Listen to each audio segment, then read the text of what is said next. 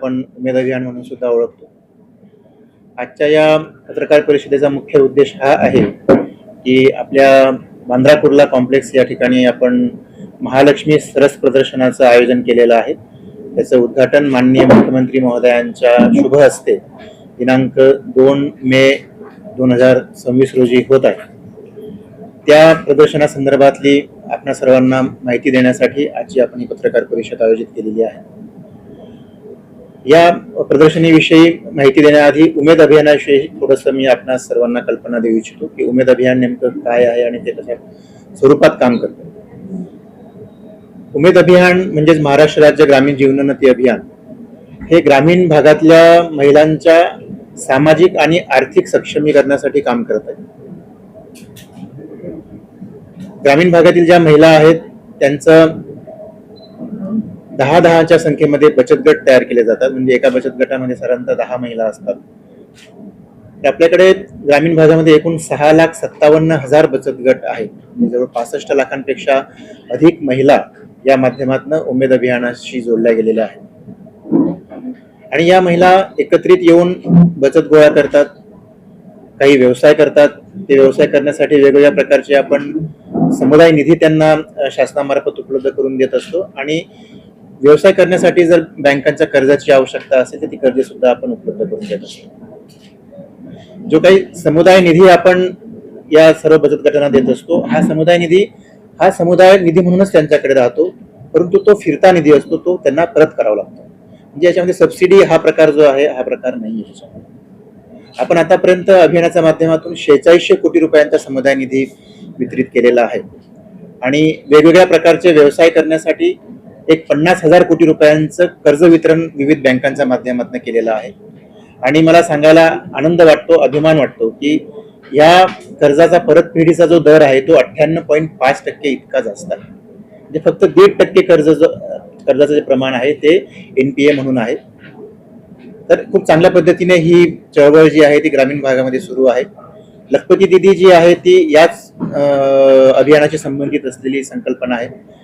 माननीय प्रधानमंत्री, माननीय मुख्यमंत्री महोदय, माननीय ग्रामविकास व पंचायत राज मंत्री यांच्या मार्गदर्शनाखाली लखपती दिदी ही संकल्पना आपण राबवत आहोत. लखपती दिदी म्हणजे ज्या दिदीचं उत्पन्न एका आर्थिक वर्षामध्ये किमान 2 उत्पन्नाच्या माध्यमातून 1 लाखाच्या वर जात असते, त्यांना आपण लखपती दिदी म्हणतो. आणि महाराष्ट्रामध्ये आजच्या घडीला आपल्याकडे 50 लाख महिला ज्या ग्रामीण भागातील आहेत त्या लखपती दिदी म्हणून त्या आपण घोषित केलेल्या आहेत. आणि मागच्या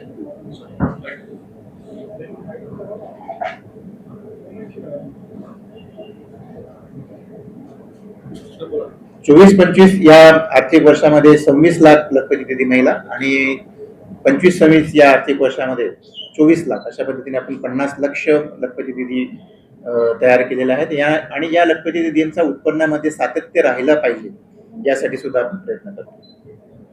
ग्रामीण भागातील ज्या महिला आहेत त्या वेगवेगळ्या प्रकारची उत्पादनं उत्पादित करत असतात, ज्यामध्ये घरगुती वापराच्या ज्या वस्तू आहेत त्या वस्तूंचा समावेश होतो. उदाहरणार्थ पापड असतील, लोणची असतील, कुरडया असतील, असे वाळवणीचे पदार्थ आहेत. खरं म्हणजे बचत गटाचं नाव घेतलं तर आपल्या डोळ्यासमोर अशाच पद्धतीचे पदार्थ येत असतात. परंतु आता चित्र बदललेलं आहे. ग्रामीण भागातल्या महिला ह्या फक्त वाळवणीचे पदार्थ न तयार करता वेगवेगळ्या प्रकारचे जे काही प्रोसेस फूड आहेत, ज्याच्यामध्ये आता तूप असेल किंवा ज्युसेस असतील, चॉकलेट्स असतील, अशा पद्धतीचे सुद्धा खूप चांगल्या पद्धतीचे व्यवसाय महिला करत आहेत. शेतीवर आधारित उद्योग सुद्धा, प्रक्रिया उद्योग जे आहेत ते आपण करतो आहे. जी PMFME योजना जी आहे त्या PMFME योजनेमार्फत सुद्धा खूप मोठ्या प्रमाणावर उद्योग ग्रामीण भागामध्ये महिलांचे उभे राहिलेले आहेत. आणि याचं जे काही अंमलबजावणीची जी काही परिस्थिती आहे ती पाहता महाराष्ट्र हा देशातल्या अव्वल राज्य PMFME या योजनेमध्ये ठरलेला आहे. ही जी काही उत्पादनं ग्रामीण भागातील महिलांनी तयार केलेली आहेत त्यांच्या मार्केटिंगसाठी सुद्धा आपण वेगवेगळ्या प्रकारचे प्रयत्न करत असतो. आपण वेगवेगळ्या जिल्ह्यांमध्ये, प्रत्येक जिल्ह्यामध्ये मिनी सरस प्रदर्शनीचं आयोजन करत असतो, जे एक 5 दिवसाचं प्रदर्शन असतं, ज्या ठिकाणी एक साधारणतः 100 स्टॉल्स त्या जिल्ह्यातल्या महिला बचत गटांची असतात. आणि राज्यस्तरावर आपण या वर्षापासून 3 राज्यस्तरीय प्रदर्शने आयोजित करतो आहोत. त्यातलं पहिलं प्रदर्शन जे आहे ते नागपूरला झालेलं आहे, ज्यामध्ये गेल्या वर्षी 3.5 कोटी चा व्यवसाय झाला होता. तो व्यवसाय यावर्षी 16 कोटी रुपयांपर्यंत वाढलेला आहे. मागच्याच महिन्यात आपण वाशी येथे एक राज्यस्तरीय प्रदर्शन घेतलं, त्यामध्ये 400 पेक्षा अधिकचे स्टॉल होते. ते प्रदर्शन सुद्धा 15 दिवस चाललं. मागच्या वर्षी वाशी प्रदर्शनाचा जो काही व्यवसाय होता तो 16 कोटी रुपयांचा होता. यावर्षी तो व्यवसाय 22 कोटी रुपयांचा झालेला आहे. आणि आता आपण 2 मे पासून बीकेसी बांद्रा कुर्ला कॉम्प्लेक्स या ठिकाणी राज्यस्तरीय महालक्ष्मी सरस प्रदर्शन आयोजित करतो आहोत. या प्रदर्शनाचा मागील वर्षीचा जो व्यवसाय होता तो 27 कोटी रुपयांचा होता. यावर्षी त्याच्यामध्ये निश्चितपणे भरीव अशी वाढ होईल अशी आम्हा सर्वांना अपेक्षा आहे. या प्रदर्शनामध्ये आपण काही नवीन गोष्टी यावर्षी करतो आहोत.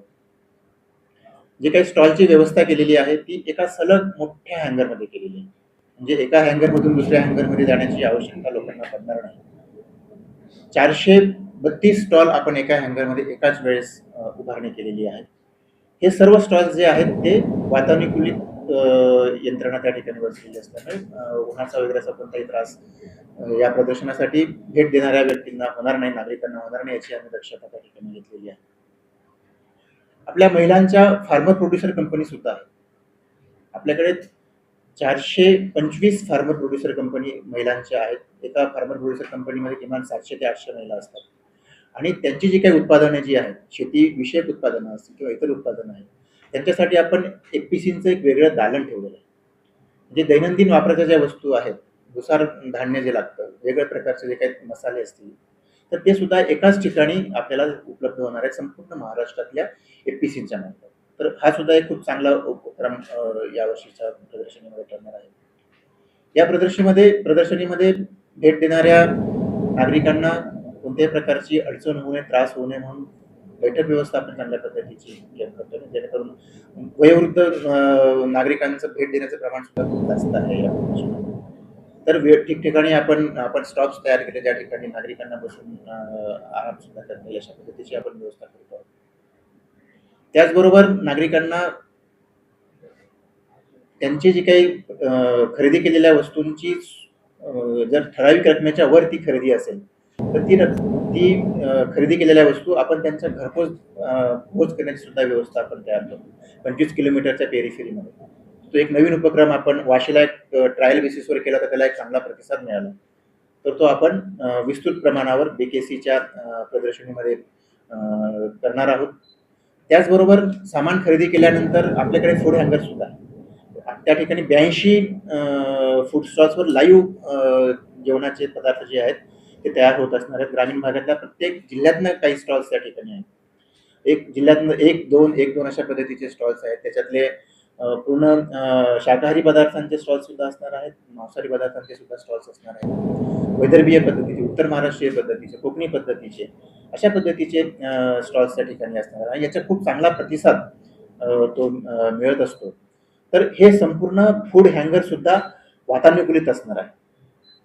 हा पहिलाच प्रयोग जो आहे तो महालक्ष्मी सरसमध्ये आपण करतोय की फूड हँगर हे वातानुकूलित असणार आहे आणि त्यासाठी जी काही किचनची व्यवस्था आहे ती बाहेरच्या बाजूला असणार आहे. प्रत्येक स्टॉलचं एक वेगळं स्वतंत्र किचन असतं आणि त्या किचनमध्येच तो पदार्थ तयार होतात आणि ही यंत्रणा जी आहे वातानुकूलित यंत्रणा ही फूड हँगरमध्ये कार्यरत राहणार आहे. तर तो एक नवीन उपक्रम या ठिकाणी करतो आहोत. आणि फूड हँगर सोबतच जी काय जेवणाचे जे पदार्थ आहेत त्याच्यासोबत डेझर्ट सुद्धा आम्ही उपलब्ध करून देत आहोत. वेगवेगळ्या पद्धतीचे चॉकलेट किंवा पान आहेत, ज्युसेस आहेत, डायरेक्ट खाता येणारे पदार्थ आहेत. तर ते पदार्थ सुद्धा आपण उपलब्ध करून दिलेले आहेत जेणेकरून एक सर्वसमावेशक पॅकेज भेट देणाऱ्या नागरिकांना त्या ठिकाणी उपलब्ध होऊ शकेल. आणि हे संपूर्ण हँगर जे आहे ते वातानुकूलित असल्यामुळे त्या ठिकाणी आपण अभियानाविषयक माहिती देण्यासाठी एक छोटी नाटिका सुद्धा मराठी आणि हिंदी माध्यमातून तयार केलेली आहे, जेणेकरून उमेद अभियानाशी संबंधित असलेल्या महत्त्वाच्या ज्या काही गोष्टी आहेत, लाईव्ह नाटिका असणार तर ते सुद्धा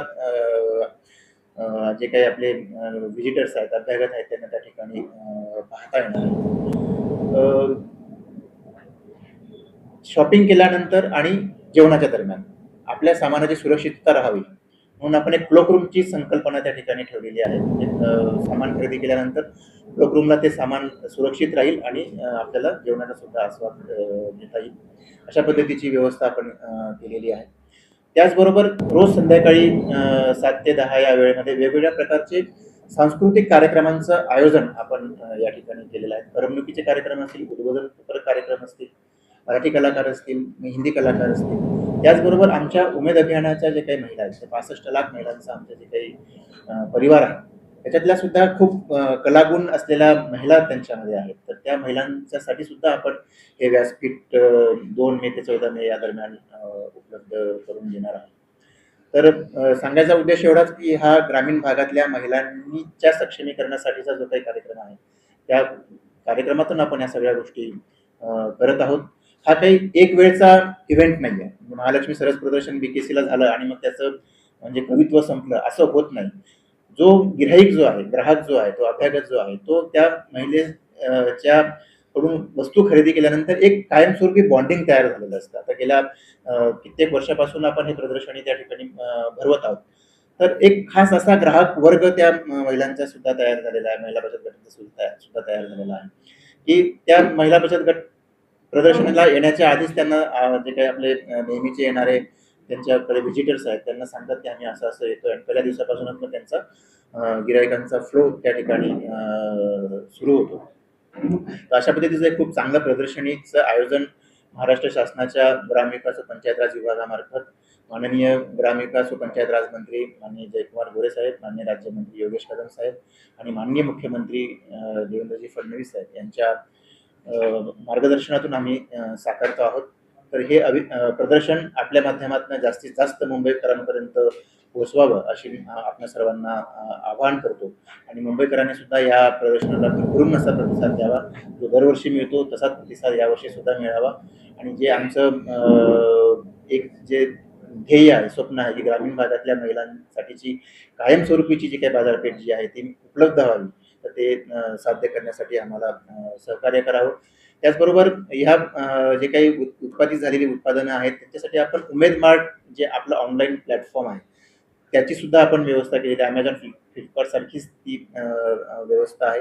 महाराष्ट्रातल्या कानाकोपऱ्यात आपण जी काही उत्पादनं आहेत ती पोहोचू शकतो. सद्यस्थितीमध्ये 4200 उत्पादनं वेगवेगळ्या बचत गटांची या उमेद मार्टवर उपलब्ध आहेत.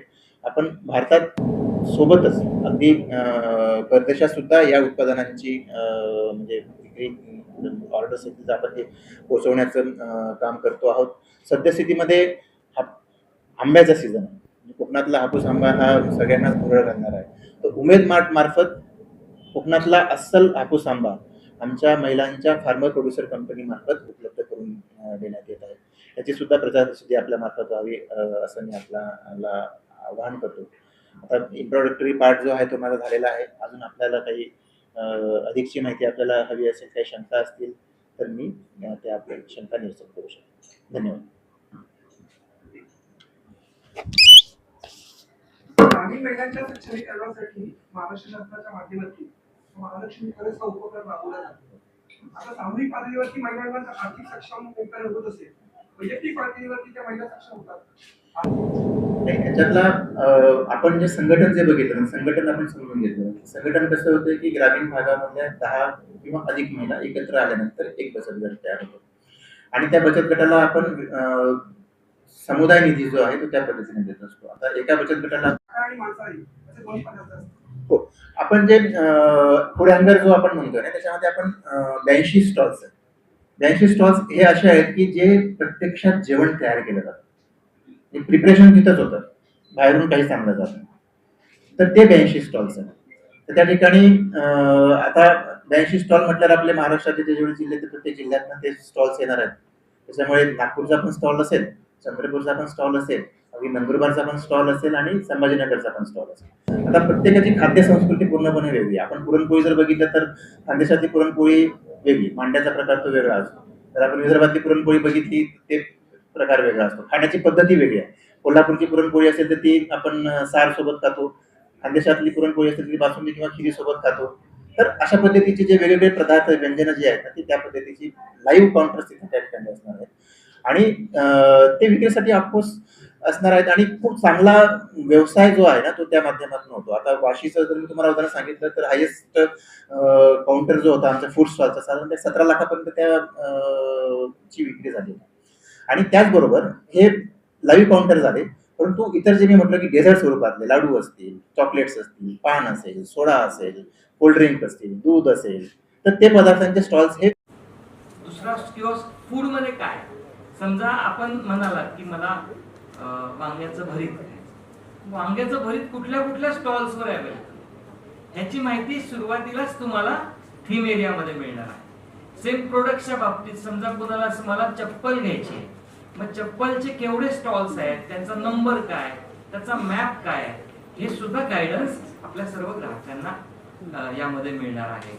आणि त्या व्यतिरिक्त इन्फोटेनमेंट म्हणतो की नाही आपण, इन्फोटेनमेंट मॅडम याचा उल्लेख केला होता. इन्फोटेनमेंट स्वरूपाच्या अनेक गोष्टी आहेत आणि खूप सुंदर असं आपण एक्झिबिशन काही प्रोडक्ट्सचं तिथे आपण मांडणार आहोत, जे कदाचित स्टॉल्स मध्ये नसतील परंतु आपल्याकडे आहेत. आणि तिसऱ्या प्रकारचा जो किओस्क आहे तो आहे उमेद मार्टचा किओस्क, म्हणजे तिथून डायरेक्टली आपण ऑर्डर सुद्धा करू शकतो. आणि चौथ्या प्रकारचा एक किओस्क, जनरल किओस्क असा राहणार आहे की स्टेट मधून जे वेगवेगळ्या जिल्ह्यांमधले जे प्रोडक्ट्स आहेत ते प्रोडक्ट्स सुद्धा तुम्हाला तिथे पाहायला मिळतील डिजिटल स्वरूपामध्ये. अशा प्रकारची त्याची सर्वसाधारण रचना असणार आहे.